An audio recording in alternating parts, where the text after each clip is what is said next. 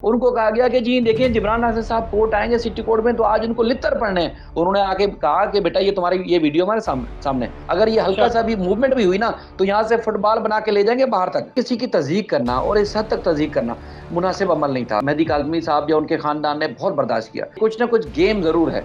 अदालत ने तफ्तीशी अफ़सर की दरख़्वास्त मुस्तरद की है और कहा है कि बच्ची के लिए शर्मिंदगी होगी अगर हमने एमएलओ करवाया तो। एमएलओ होना बहुत ज़्यादा ज़रूरी है। इसके खिलाफ अपील दायर की जाएगी यकीनी तौर पर जो जुडिशल मजिस्ट्रेट इस साहब का ऑर्डर है। तो अब ये भी उसी तरह उन्हीं की रटी-रटाई जो बातें थी शौकत शानी साहब की, अब सईद हिंद साहब भी उसी तरह रटी-रटाई बातें कर रहे हैं। बिस्मिल्लाहिर्रहमानिर्रहीम, अस्सलाम वालेकुम। आप देख रहे हैं व्यूज मैटर। मैं हूं वली डार और मेरे साथ आज मौजूद हैं सीनियर जर्नलिस्ट शाहिद हुसैन साहब। शाहिद हुसैन साहब किसी तारुफ के मोहताज नहीं है। इनका यूट्यूब चैनल है और अगर हम बात करें कमसिन बच्ची मुगविया केस के हवाले से, चलिए कह लें कि जहीर वर्सेस स्टेट केस के हवाले से, तो जिस तरह से शाहिद साहब ने इस केस को कवर किया, इस केस को लीड किया, अगर हम कहें तो गलत नहीं होगा, इससे आप लोग सब बखूबी आगाह हैं। शाहिद साहब बहुत शुक्रिया आपके वक्त के लिए, आपने टाइम दिया, अपना कीमती वक्त आपने दिया। आप बड़ा बिजी होते हैं, हम देखते हैं आपको। शायद भाई सबसे पहले ये कहिएगा कि आज की कार्रवाई की अगर हम बात करें, क्योंकि खबरें तो बहुत ज़्यादा हैं, चीज़ें बहुत ज़्यादा हैं जो आपसे डिस्कस करने वाली हैं, लेकिन चलें अगर हम आज की बात करते हैं, आज जो डेवलपमेंट्स हुई, सबसे पहले तो ये बताइएगा कि आज एक्सपेक्ट ये किया जा रहा था कि शायद ज़हीर जो है वो उसके हवाले से उसकी बेल रिजेक्ट हो जाएगी, लेकिन हमने देखा कि उसको उसका कोई रिमांड नहीं हुआ, कोई जुडिशियल या जिस्मानी रिमांड पर वो नहीं गया, लेकिन उसको मज़ीद बेल मिल गई, यानी कि 17 ऑफ अगस्त तक उसको मज़ीद टाइम मिल गया। क्या कहेंगे इस हवाले से आप? देखिए एक तो ये है कि आज का जो दिन था ख़ास तौर पर तफ्तीशी अफ़सर के लिए इम्तिहान का दिन था जिसमें तफ्तीशी अफ़सर ने जो है वो रिपोर्ट पेश करनी थी, बल्कि चालान पेश करना था कि अदालत ने उनको पाबंद किया था कि 1 अगस्त तक जो नई दफ़ात शामिल होंगी कि बच्ची कम उम्र साबित हो चुकी है। ये 20 जुलाई की बात है कि बच्ची कम उम्र साबित हो चुकी है, उसकी रिपोर्ट्स आ चुकी हैं, तो अब क्या-क्या दफ़ात शामिल होंगी उसके साथ चालान पेश करें। आज जो है वो चालान पेश करने के बजाय तफ्तीशी अफ़सर जो कि नए हैं सईद हिंद साहब, अब वो कोई एक प्रोग्रेस रिपोर्ट साथ लाए थे, उसमें भी दफ़ात जो है वो अगवा की भी नहीं थी जो हमें देखने को मिली और जो वहाँ सुनने समझने को मिली और इसके अलावा जो बच्ची के साथ ज़्यादती की दफ़ात वो भी शामिल नहीं थी। यानी कि जो दफ़ात लेके आए हुए थे, उसमें ये था कि एक तो ये कि काबिल ज़मानत थी, फौरी तौर पर मुल्ज़िम की ज़मानत कन्फ़र्म हो जाती, ज़मानत में तौसीक़ हो जाती। दूसरा ये है कि उसमें अगवा की जो है वो दफ़ात भी शामिल नहीं थी। अच्छा, उसको तफ्तीशी अफ़सर को बेनिफिट ये मिल गया कि आज चूँकि एमएलओ रिपोर्ट के ऊपर एमएलओ करवानी थी, उसमें तफ्तीशी अफ़सर की अपनी ही दरख़्वास्त थी जुडिशियल मजिस्ट्रेट के पास। उसपे फ़ैसला आ गया और फ़ैसले के मुताबिक जो अब तहरीरी ऑर्डर भी आ चुका है, अदालत ने तफ्तीशी अफ़सर की दरख़्वास्त मुस्तरद की है और कहा है कि बच्ची के लिए शर्मिंदगी होगी अगर हमने एमएलओ करवाया तो। तो लिहाज़ा 375 की जो दफ़ात हैं, वो शामिल की जाती हैं तफ्तीशी अफ़सर की तरफ से, तो लिहाज़ा एमएलओ की ज़रूरत नहीं महसूस हो रही, फ़िलहाल एमएलओ ना हो। तो उसपे ना सिर्फ़ जुडिशियल मजिस्ट्रेट बल्कि जो तफ्तीशी अफ़सर हैं, उनकी जो तफ्तीश और तहकीकात का जो तरीक़ाकार है, उसपे काफ़ी शकूक व शुबहात सामने आ रहे हैं। ख़ास तौर पर जैसे मैंने पहले भी तज़किरा कर रहा था आपसे कि जब ये सईद रिंद साहब शौकत शानी को हटाने के बाद आए थे, तो इनकी हुँ, तफ्तीश में बेशुमार चीज़ें पॉज़िटिविटी की तरफ जा रही थी। लग रहा हुँ, था कि वाक़ई वो तफ्तीश कर रहे हैं और मुल्ज़िम बड़े परेशान दिखाई दे रहे थे।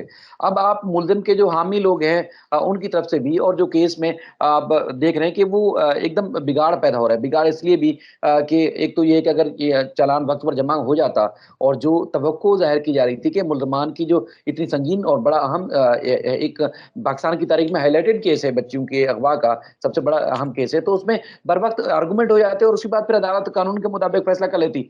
लेकिन चूँकि वो लाया ही नहीं चालान और यकीन मानिए मुझे तो ये भी लग रहा है हमने एक कानूनदान से भी वो किया है, वो 3-4 किस्म के अलग-अलग रिपोर्ट्स बना के लाया हुआ था कि ये होगा तो इस जेब से ये निकाल दूँगा, ये होगा तो इस जेब से ये निकाल दूँगा, ये होगा तो मतलब 3-4 लेके आया हुआ था। अब संजीदगी का आप अंदाज़ा लगाएँ कि एक तो हुँ, शौकत शाहानी से लोग तंग थे कि उसके बिल्कुल। रवैये की वजह से, वो तब्दील हुए, अब ये तफ्तीशी अफ़सर भी एकदम अजीब-ओ-गरीब सी सूरत-हाल कर रहे हैं। अब उसमें जो तो है वो अंदर क्या रीज़न दिए उन्होंने चालान ना जमा करवाने की? क्यों उन्होंने मज़ीद मोहलत माँगी है?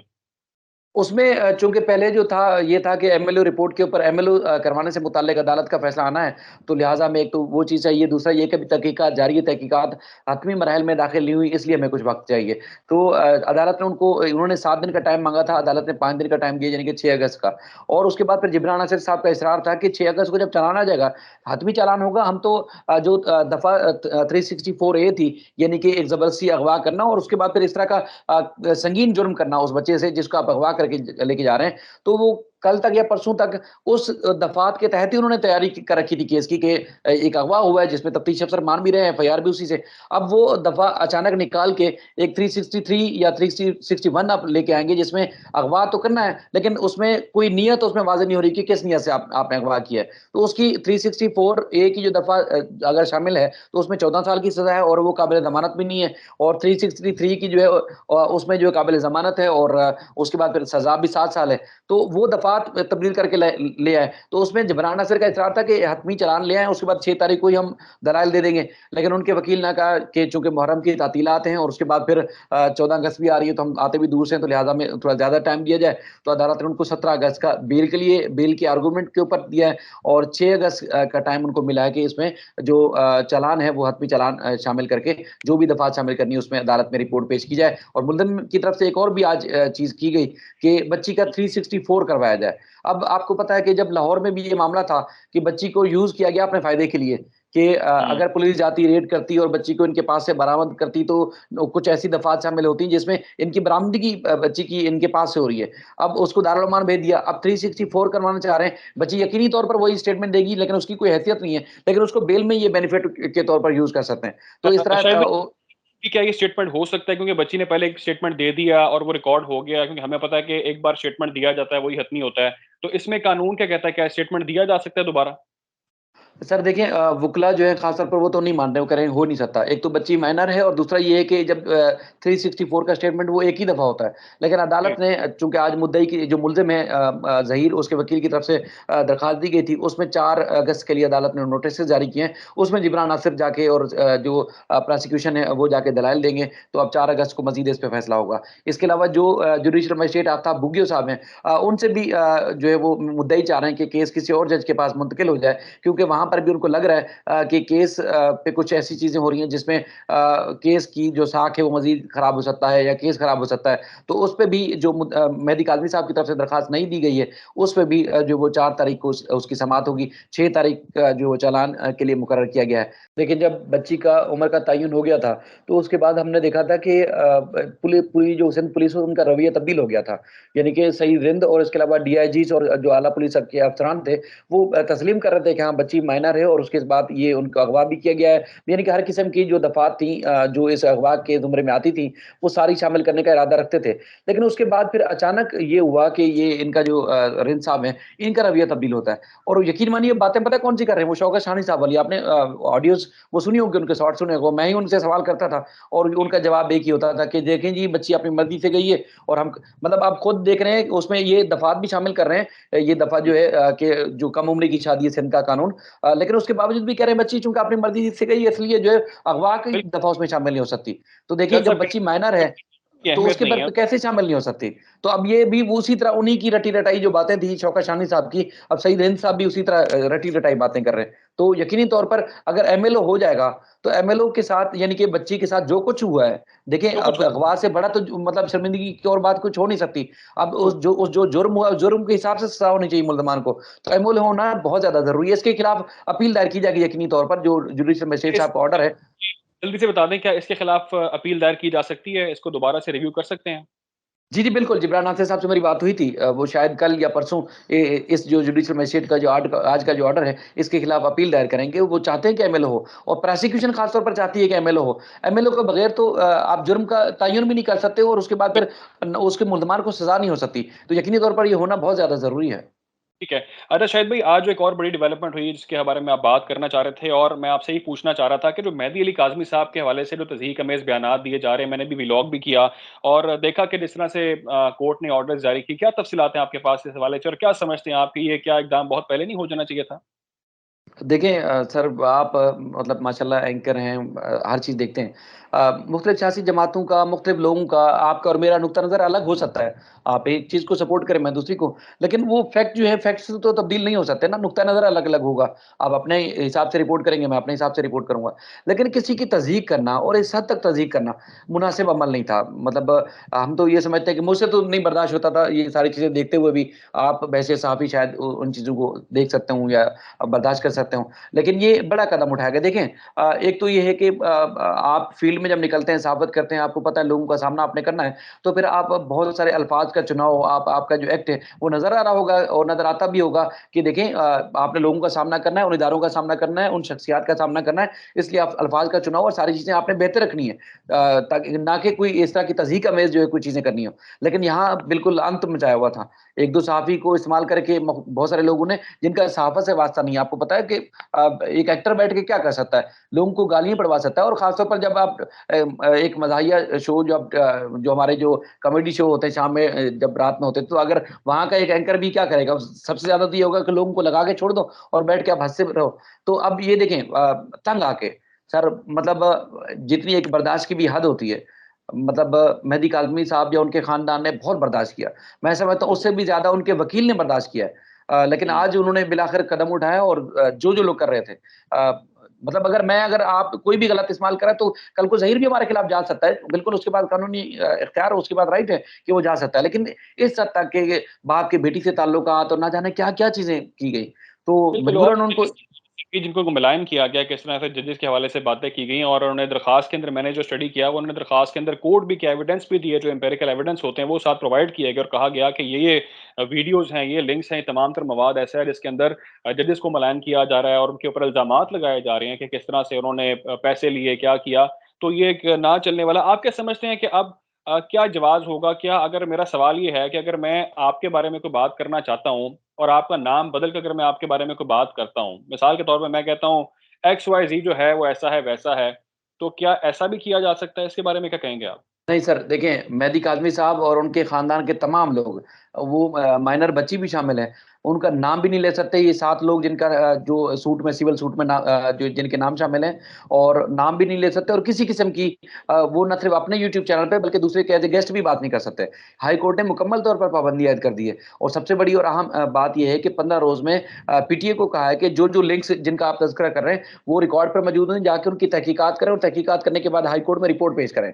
यानी कि अब इनको ना सिर्फ हाई कोर्ट की तरफ से हाई कोर्ट में जवाब जमा कराना पड़ेगा, वकील हायर करने पड़ेंगे, बल्कि पीटीए जो तहकीकात करेगा, उस तहकीकात का भी सामना करना पड़ेगा। मुकम्मल तौर पर यानी कि पाबंदी आयद कर दी गई है। उसके बावजूद भी अगर ये उस तरह की ज़बान इस्तेमाल करते हैं या उसी तरह की बैठ के शो करते हैं और बैठ के तज़हीक या मज़ाक उड़ाते हैं अदलिया का भी और उस खानदान का भी, तो यकीनी तौर पे तौहीन अदालत की कार्रवाई होगी और फैमिली रुजू करेगी। लेकिन मैं समझता हूँ कि ये उनका जो चूँकि इस केस से जिस तरह अटैच हैं हम लोग, उनका बिल्कुल इरादा नहीं था। लेकिन जब तमाम हदें पार की गईं, सारी चीज़ों की हदें क्रॉस की गईं, मजबूरन उन्होंने आके एक तो ये एक सदमे से गुज़री वो फैमिली और हुँ, जगहज़ाही हो रही है। पूरे जहान भर के लोग उनको लान-तान कर रहे हैं कि देखिए आपके साथ क्या हो रहा है। एक आप बिल एक इस चीज़ से गुज़र रहे हैं, दूसरा आपके साथ ये बैठ के मज़ाक उड़ाया जा रहा है। तो उन्होंने तभी अदालत से जाके रिजू किया। आपको याद होगा कल एक हमारे दोस्त हैं लाहौर से कराची आए हुए हैं।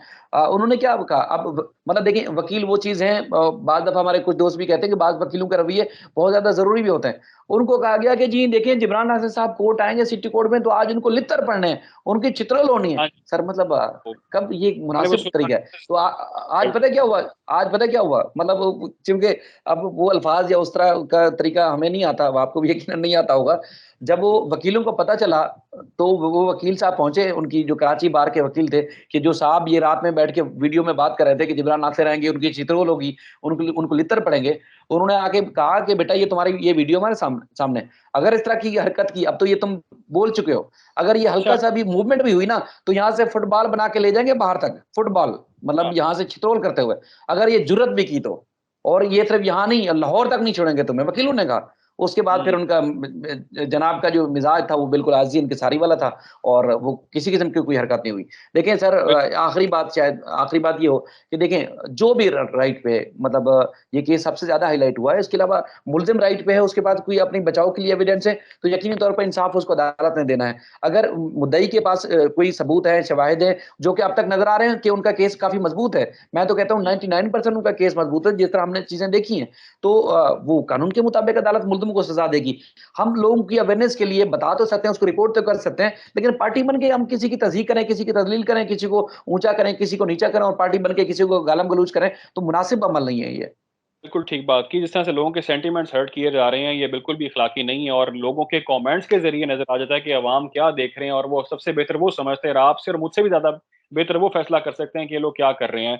अच्छा शाहिद भाई, एक और बड़ी अहम चीज़ वो ये कि अभी हम ऑफ द रिकॉर्ड भी बात कर रहे थे, पुलिस प्रोग्रेस रिपोर्ट के हवाले से क्या कहेंगे आप? अभी पुलिस ने एक प्रोग्रेस रिपोर्ट सबमिट करवाई और उसके अंदर हम देख रहे हैं कि मुख्तलिफ किस्म के स्टेटमेंट सामने आ रहे हैं। कभी कहा जा रहा है ज़हीर वहाँ पर था, कोई कह रहा है ज़हीर वहाँ पर नहीं था, सीडीआर रिपोर्ट में ऐसा आया, वैसा नहीं है, बहुत कन्फ्यूजन हो गई है।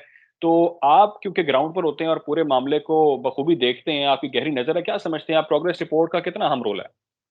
देखिए जो रिपोर्ट्स बहुत सारे वकीलों ने, प्रोसिक्यूशन ने भी, मुद्दई के वकील ने भी और बहुत सारे लोगों ने रिपोर्ट पढ़ी। एक दिन रिपोर्ट आई कि वो मुल्ज़िम ने, ज़हीर ने एतराफ़ जुर्म कर लिया। रिपोर्ट अदालत में बाकायदा तौर पर सबमिट नहीं हुई, रिपोर्ट गायब हो गई। अगले दिन 28 तारीख को रिपोर्ट आती है कि शब्बीर ने एतराफ़ जुर्म किया है। उसके बाद इस हद तक किया है कि वो बस स्टॉप पे आया था, भाई के दरमियान फड्डा हो गया और लाहौर वापस चला गया, बच्ची को लेके नहीं गए और उसके बाद इस तरह की चीज़ें हुई। देखिए हम तो यही समझते हैं कि पुलिस चाहती ही नहीं थी इस मामले को तहकीकात करना, बिल्कुल नहीं चाहती थी और जिब्रान नासिर या मेहदी अली काज़मी साहब को इंसाफ लेने के लिए बहुत ज़्यादा पापड़ बेलने पड़ते हैं। यानी कि आपको पता है पाकिस्तानी जो कानून है, अदलिया है या कहते हैं ना कि पाकिस्तान के अदालतों से इंसाफ अगर लेना है कि तो आपके पास नूह अलैहिस्सलाम की उम्र, कारून का खजाना, लोहे के जूते और फिर इस तरह 2-3 और भी चीज़ें हैं कि वो अगर हैं, तो फिर शायद आपको इंसाफ मिल जाए, आसानी से आपको इंसाफ नहीं मिलेगा। लेकिन आपके सामने हमारे जो दोस्त हैं क्राइम रिपोर्टर जिब्रान अपना बाबर साहब, जब वो जी। सीडीआर रिकॉर्ड लेके आए, तो फिर पुलिस के पास कोई चारा नहीं था कि हुँ, उस सीडीआर को कहाँ जुटलाती। उस वक़्त और अब तक यानी कि 2-3 दिन पहले भी हमें लग रहा था कि पुलिस वाक़ई शफ़ाफ़ तरीके से तहकीकात कर रही है। लेकिन हुँ। अब यकीन माने मैं इज़हार नहीं करता, अब वाक़ई बू आ रही है कि कुछ ना कुछ गेम ज़रूर है। गेम मतलब ज़रूर यहाँ है। तक हाँ, यहाँ तक बू आ रही है कि तफ्तीशी अफ़सर से लेके कुछ अदलिया से मुंसलिक कुछ लोग हैं, उनसे भी बू आ रही है। तो इसका मतलब ये है कि मुद्दई पूरी फिर किस पे दाल ट्रस्ट करें? और पूरी जो दाल सिर्फ़ पाकिस्तान में आप सब हम जितने भी लोग रिपोर्ट करते हैं, इससे हट के पाकिस्तानी दुनिया भर में मौजूद हैं और जो इस केस से जुड़े लोग हैं, मेरे पास इंडिया से बहुत सारे लोग उस जगहों से फ़ोन आते हैं। वो कहते हैं, "यार पाकिस्तानी अदालतें, पाकिस्तानी निज़ाम, खुला केस होने के बावजूद भी ये क्या मज़ाक है, क्या तमाशा लगाया हुआ है?" मतलब उनको तो ये है कि फौरी तौर पर जैसे आज ये था, वो सब लोग समझ रहे थे कि आज मुल्ज़िम जेल चला जाएगा। लेकिन बिल्कुल, अब बिल्कुल। जिस तरह घन चक्कर केस को बनाया गया है, अब क्या करें? वकील पूरी तैयारी करके आते हैं, मुद्दई के पास पूरा केस है साबित करने के लिए और रात को बल्कि 24-24 घंटे वो बैठ के अदालतों में और अपने केस की स्टडी कर रहे होते हैं कि अगले दिन हमने जाके ये रिपोर्ट करना है। वहाँ अदालत में जाते हैं, कहानी बदल जाती है। तो अब क्या करें बताएँ? लेकिन ये है कि बिल्कुल, एक सीधा चीज़, एक ख़ास और बड़ी खुशी वाली बात ये है कि बच्ची महफ़ूज़ हाथों में है। बच्ची इंशाअल्लाह मेरी मेरी बिल्कुल। पूरी यकीन के साथ मैं कह सकता हूँ कि वो बच्ची अब ऐसे आसानी से नहीं जाएगी। हाँ, लेकिन मुल्ज़िम को बचाने के लिए बच्ची का इस्तेमाल किया जाए या तफ्तीश जो है वो तफ्तीशी अफ़सर कुछ गेम हुँ। करके मुल्ज़मान को बचा लें, लेकिन बच्ची इतनी आसानी से जाएगी नहीं, अब इंशाअल्लाह नहीं जाएगी। बस सिंध पुलिस के हवाले से क्योंकि आप ग्राउंड पर मौजूद होते हैं, आप हमसे बहुत बेहतर जानते हैं सिंध पुलिस ने अब तक क्या रोल प्ले किया इस पूरे मामले के अंदर। अगर आप हमें इन वन लाइन बताएँ कि सिंध पुलिस के हवाले से आपका क्या मौक़िफ़ है, तो क्या कहेंगे? सर सिंध पुलिस के अंदर वैसे जहाँ तक मुझे लगता है 3 लॉबीज़ हैं, लेकिन सबसे ज़्यादा जो हावी लॉबी है, वो जान छुड़वाना चाहती है सेंटीमेंट से। सेंटीमेंट अच्छा। आपके सामने है कि वो कि अहले तशी वाला मामला है और सुन्नी वाला मामला है। अगर कुछ फ़ैसला खिलाफ आ गया या हक में आ गया, तो एक सेंटीमेंट दूसरा सेंटीमेंट को और हर्ट करेगा या नुकसान पहुँचा सकता है या फिर रियासत यूज़ हो सकती है। तो इसलिए उनकी बड़ी कोशिश है कि इस केस से इससे जान छुड़वाई जाए। जहाँ तक मेरी अभी तक ये राय है। एक चाहता है कि फौरी तौर पर मामले का हल होना चाहिए, दूसरा चाहता है कि नहीं जो चलने दें वो चलता रहे। तो सबसे ज़्यादा जो भारी पड़ रहा है, वो सेंटीमेंट वाला पड़ रहा है। कि इस सेंटी सेंटीमेंट को छेड़ा ना जाए। मामला ये है कि किसी के फ्यूचर का मामला है और उसके बाद फिर मुस्तकबिल में बच्चियों को महफूज़ करने का मामला है। यानी कि कोई भी उठाएगा, कभी भी उठाएगा और जाके बच्ची से कम उम्र हो या उसकी एज बराबर भी हो। लेकिन आप इस तरह कैसे जाके मतलब अंधा कानून हो आपके पास और जाके आप शादियाँ करें और जाके फिर 2-3 महीने के बाद छोड़ दें, बेच दें या उसका कभी भी किसी भी तरीके से मिसयूज़ कर सकते हैं। इस तरह अंधा तो कानून नहीं होना चाहिए। लेकिन ये है कि इस तरह का पुलिस में दिखने में आ रहा है रवैया कि वो जान छुड़वाना चाह रहे हैं। अगर उसमें आप ज़र का यहाँ भी पे आप ज़र का भी इस्तेमाल समझ सकते हैं, मुमकिन है दर भी हो सकती है, लेकिन सेंटीमेंट से ज़्यादा खौफ़ज़दा लग रही है मुझे पुलिस। ठीक है, शाहिद हुसैन सीनियर सहाफ़ी हमारे साथ मौजूद थे। टॉपिक बहुत ज़्यादा है शायद ये बात करने के लिए लेकिन वक़्त की थोड़ी किल्लत है। फिर कभी आपको तकलीफ़ देंगे, आपको तंग करेंगे और आपसे बहुत सारे अहम मामलात पर इस तरह ही बात करेंगे। अपना ख़्याल अल्लाह रखें आप लोग और दुआ में याद रखें। अल्लाह हाफ़िज़।